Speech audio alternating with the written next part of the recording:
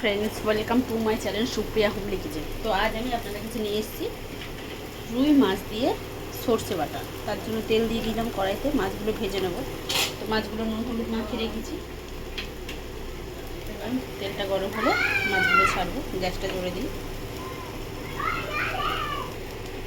তেল গরম হয়ে গেছে, এবার এই মাছগুলো দিয়ে দেবো। অল্প অল্প করে ভাজবো বন্ধুরা। মাছগুলো ভেজে ফিরছি। তো দেখুন বন্ধুরা, মাছের এতে দেওয়ার জন্য একটা পেঁয়াজ, একটা টমেটো আর কটা লঙ্কা নিয়ে নিয়েছি, 7-8টার মতো লঙ্কা নিয়ে নিয়েছি। এটা পেস্ট করে নেবো। আর সর্ষে আমি আগে থেকেই বেটে নিয়েছি। তো এটা পেস্ট করে ফিরছি।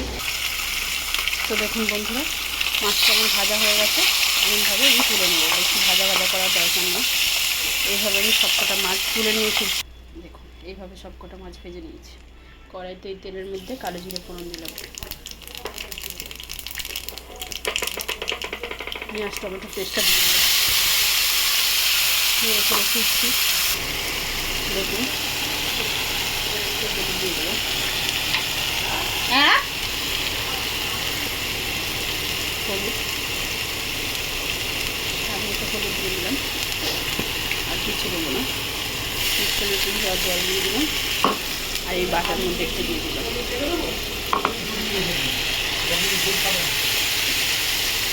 পরে ফিরছি। দেখুন বন্ধুরা, মশলাটা আমার কষানো হয়ে গেছে, জল ছেড়ে দিয়েছে মশলাটা থেকে।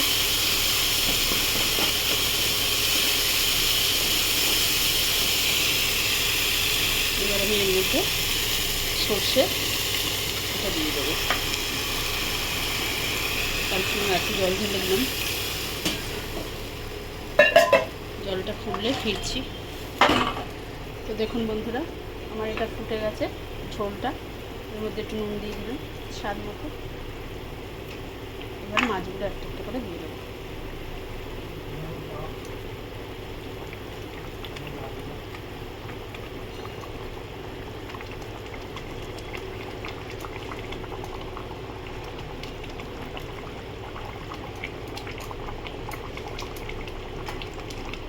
পরে ফিরছি বন্ধুরা।